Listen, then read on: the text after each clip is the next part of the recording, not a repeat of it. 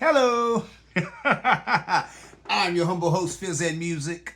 And this right here, this is Urban Politics. I want to thank you all for liking and subscribing. Liking and subscribing as you do and have done. Please, after this video, take a little cell phone over to YouTube, man. Let your fingers do the walking. Like and subscribe, Fizz Ed Music, Urban Politics. But without further ado, I want to jump right into it like a car and drive because there's all types of tasty and delicious politics to sink our teeth right into. First of all, I'm going to talk about, I got to talk about the Trumpster fire. I tell people all the time, I don't want to talk about this guy anymore.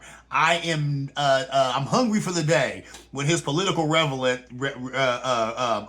relevancy is gone, which is coming, ladies and gentlemen. I promise you. I promise you. I've been watching politics for a long time. I've seen these charlatans and idiots like Trump on both sides, Republican and Democrat, come and go. Come and go. And I'm only 48 years old, ladies and gentlemen, but I've seen him on both sides come and go, and he'll be a memory in a hot second here. Just let him go ahead and lose in 2024 like he gonna do real quick. But let him do that. And then after that, only time you see Trump, he'll be a Fox News pundit, and you'll see him every now and again if you want to, try and hold your lunch down or dinner down and watch Fox News while he's on there talking about something. Anyway, let's get right into it. We got to talk about the man of the hour, the Trumpster fire. Listen, the Rolling Stones has an article called Georgia is Our Laboratory Inside Trump's Plan to Rig 2024. Now, I have not read this article, but of course, a lot of news outlets I pay attention and check out, they went on and on about this article, highlighting different parts of it and stuff. I'm a big fan, and a lot of people know if you watch the show, I'm a huge fan of Last Week Tonight with John Oliver. He did a deep dive on this. If you want to know what's up with this, please watch his show. And then you can go and check this out. But you know what I'm saying, the actual article in Rolling Stone. But it ain't. This right here is no joke. This will let you know the democracy is in the balance. You know, if we've ever had any sense of democracy in this country, we finna lose whatever little bit we even had left, because there are people in position who are not going to let it go down the way it went down last time. Last time they staged an insurrection that was unsuccessful. A lot of people got jailed or whatever, but their boy still got kicked out of office. They're going to make sure that this time they're going to do things to make it to where their boy will never be kicked out of office, no matter who that boy is, even if it ain't Trump this time, right? So there's a lot of that going on. Trump loves criminals, especially people like him who gained prominence then started engaging in criminal activity. So that's interesting with Trump. And Joy Reid had brought that up, which I think is very poignant. Think about that. Trump digs criminals, right? Because he's a criminal. Here's a guy who spent his whole life kind of thumbing his nose at the law. So he likes anyone who could thumb their nose at the law and get away with it. So he's always invested in criminal activities, right? But he runs around here, he wants to be the Republican president, the law and order president, the party of law and order, yet your standard bearer has 34 criminal counts. That's not lost on some people, ladies and gentlemen. That's why he doesn't have the steam that he had before those rulings came out, right? Before those verdicts came out. Because there's still some people like, America is a country of laws. We cannot have a leader of America who is a lawbreaker. This is a country of laws. It's incongruent. It don't make no sense, right? So look, Fox News claims Joe Biden is on drugs. Now they calling him Jacked Up Joe. So let me get this straight. And also Trump says he wants a drug test before this first debate they're supposed to have. So let me get this straight. Either Joe Biden is Sleepy Joe and is too old and too decrepit and too mentally unsound to do the job of president, or he's on drugs and he's Jacked Up Joe. So whenever you see him and he's having a good performance and he's hitting all the marks and he's articulate and he knows what he's talking about, oh, he's Jacked Up Joe. He must be on something. If the guy is capable and being a real president and doing what he's supposed to do and knows his job, oh, he must be on something.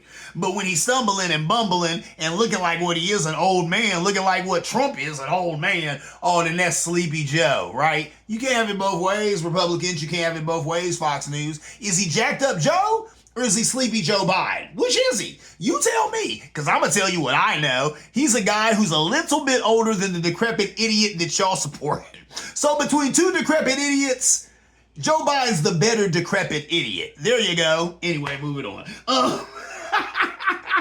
Just being real, ladies and gentlemen. Listen.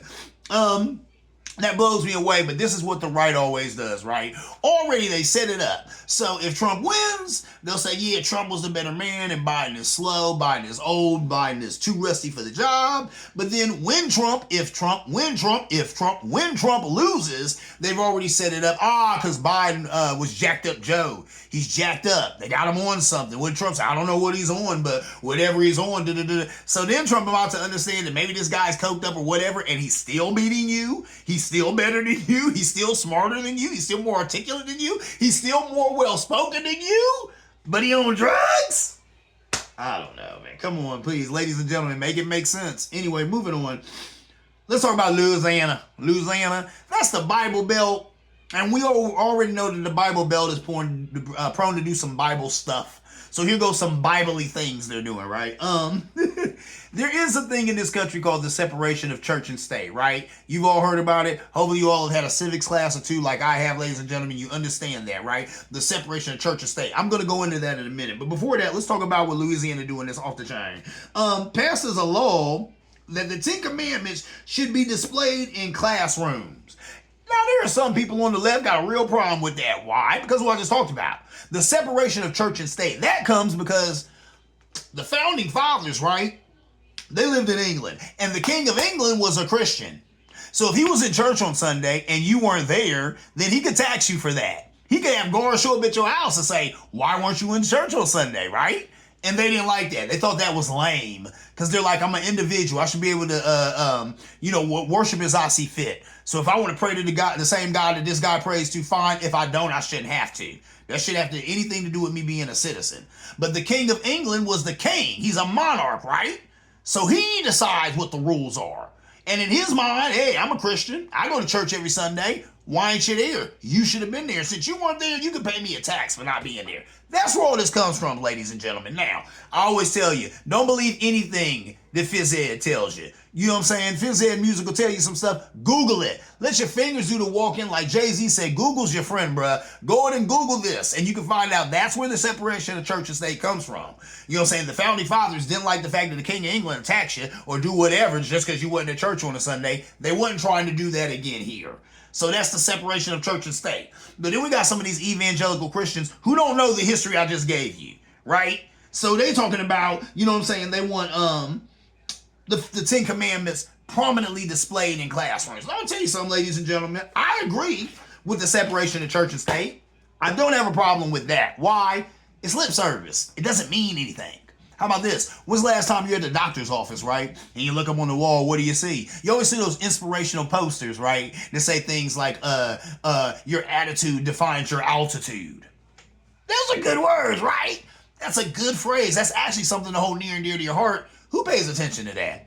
Who lives by that? Now, I live by that, not because of that, but because I think that's true. Your attitude does define your altitude. You're only going to go as high as your attitude will let you go. But whatever, ladies and gentlemen, my point is, when's the last time that people were moved by words on a wall? Never. Because if that was the case, we wouldn't have people coveting their neighbor's oxen, right? Coveting their neighbor's ass. There's a family show that's in the Bible. You know what I'm saying? Coveting thy neighbor's wife. If people paid attention to words on a wall, we wouldn't have these things happening anyway. So if these people want to snub their nose at the separation of church and state and put the Ten Commandments on the wall for the little kids to look at, so what? I don't think that's a big deal. I don't even know why that was news, really. Because like I said, that amounts to any other crap that you'll ever see on a wall anywhere. You ever go to some big business guy, some insurance salesman office, and you'll see something on the wall that says stuff like that, you know what I'm saying? Or sometimes you'll see silly stuff. Confucius say, a fool and his money are soon parted. Those are real words. Who adheres to them? Nobody. Because it's stupid stuff that's printed on a wall somewhere or printed on a poster nowhere. No one's living their life to it. So is it a big deal that these people want the Ten Commandments prominently displayed in Louisiana classrooms? No, because Louisiana children's ain't gonna pay no attention to that. It's like they ain't paying attention to anything else that's on their classroom wall. Anyway, moving on. It'd be nice if they did, but they won't, because that's human nature. That's silly. Anyway, moving on. I want to talk about parents and parenting. Now, Everybody knows I'm a big advocate of children. I have worked with the young in mental health and educational settings for about 30 plus years. So I'm a huge proponent of children, and I'm always advocating for the young folk. So let's talk about parents and parenting. And I'm probably going to step on some toes here. Oh well, and once again, you're always in the pushback zone. If you want to push back on your boy, push back on me. If you don't agree with something I've said, please leave it in the comments and let's start a debate going, because that's how I learn, ladies and gentlemen. I don't know everything, but sometimes I say things and then some of y'all come back and you give me a little pushback, you rebuff. Then I gotta go and do the knowledge, as my brother would say, and I learn some things, right? And I further my education. So, parents and parenting. Kids these days have the same anxiety level as a mental patient in the 1950s. Whoa! That blew me away. That's it. Let me read that again, just so you can ingest that real good. Kids these days have the same anxiety level as a mental patient in the 1950s. This makes me think, because you know at work they're always saying that to me. They're like, Eddie, nothing must stress you, huh? You must not have any anxiety or anything. Listen, I don't do anxiety. What is there to be stressed about? Things are going to happen or they're not. I ain't scared. I ain't never had no scared business around her, governor. And that's life. You can't live life scared. So I don't have no anxiety about nothing. You know what I'm saying? You go faithful into that good night. And what happens, happens. Just know that God got you and do your thing. But people got a lot of anxiety around here. People in my family have a lot of anxiety. I tell them, you need to leave that at the door. You don't have to be anxious about anything. Life is life. That's just what it is. Just live it. You know what I'm saying? Anyway. 1 out of 4 college graduates brought their parents to a job interview. This is a problem, ladies and gentlemen. It's a problem. 1 out of 4 college students brought their mom or dad to a interview. Why? Why are we raising kids who are so unfit to be adults or unfit to be on their own? You know, I mean, Bill Maher talked about this too, because he's talking about how you'll look at some of these TikTok reels, and I watch them too, how they show like some of these, Chinese and Japanese, some of these Asian 6 and 7 year olds walking themselves home, cooking a whole dinner, making their whole lunch for the next day at school and all this type of stuff. Kids can come to that level, but you have to put that responsibility on them, and you have to get them ready for that. And then he talked about some show, I don't know if there's a show in the States or maybe a show that's overseas, that has little kids, and what they'll do is they'll send the little kid to the store. And he said they send them to the store alone, and they have to get some stuff and come back. And he says some of these kids, sometimes stuff happens and they don't make it back. Happens every now and then. He says, not like they get hurt or anything, but for whatever reason they get lost and then they figure it out because it's a show. But he said some of these kids come back with the wrong stuff. Some of them come back crying and upset. He said, but it's a learning experience, and that's what it is. These kids are learning to be self-sufficient. They're learning to problem solve. They're learning to not be afraid in this big, bad world that we got out here, right? But our kids, American kids, are not learning these lessons. That's a problem, right? So, you know what I'm saying? They were saying 10% of college students say they have PTSD. About what? Post-traumatic stress disorder. You're in college. You're in college. You're in social clubs. You're going to parties. You're doing binge drinking. You're talking to the opposite sex or the same sex, whatever floats your boat. Where is the PTSD in that? But these are the kids that we've raised, ladies and gentlemen. These are the kids that some of y'all have raised. You've been coddling them. You've been helicopter parents. You've been hovering over them their whole lives. They don't know how to do nothing. And I know because I worked with some of these young men and women. They're 19, 20 years old. They never had to do anything on their own. They don't know how to fill out an application. They don't know how to get online and find out who's hiring and fill out an application online. They don't know how to talk to anybody. They don't know how to dress for an interview. These are 21, 22, 23-year-old people I'm talking about, ladies and gentlemen. They don't know anything because mom and dad did everything for them. They coddled them and they wanted to keep them away from this big bad world. But guess what? When you turn 21, 22, what's coming for you? The big bad world. And that really, I blame these parents. I blame people my age and older because a lot of us, we dropped the ball on that. You didn't give these kids any skills to be successful. Somebody gave you some skills. My mom and dad gave me some skills. I remember I was 10 years old. My mom had brought me into a room and said, hey, boy, you need to learn how to do laundry. And when you do laundry, you got to separate colors from whites. And she started breaking all that down. She said, because one day you'll grow up, Eddie, and you may not have a wife to do this for you. So I'm going to teach you how to do this. And my mom taught me how to wash clothes at 10 years old. I work with kids who are 23, 24, 25. They ain't never washed a stitch of their own clothing. That's pathetic, ladies and gentlemen. That's people dropping the ball. We need to be teaching you. And I tell people all the time, if you want your kids to know something, you have to teach it to them. Please don't think that you're going to run away to some school and some person who don't know them from a can of paint is going to take a real life interest in their education. That ain't going to happen. I've been working in school for 30 years, ladies and gentlemen. That ain't going to happen. People are going to these schools, they're doing their job, and their job is to educate and protect your child. But at the same time, if you really want your kid to know something, you're going to have to teach it to them. So parents, wake up, cut it out. You know what I'm saying? Life is hard. Sometimes life hurts. There are hardcore lessons you learn in life that are uncomfortable. They're not fun, right? But you have to learn those lessons and you grow from them. No growth comes from comfortability. That's number one. You ain't going to be comfortable and grow. You have to be uncomfortable, and then that's where the growth comes, right? You have to do something you never did to get something you never got. Some of these parents are forgetting that, and it's sad because you're stealing those lessons from your children. You're not letting them get those life lessons that build character, that make you a conscious, worthwhile adult. And then that's why we don't have many conscious, worthwhile adults. And then we have them raising kids who end up being what? Not conscious or worthwhile. Because it just perpetuates, right? So there's that. These kids never heard the word no.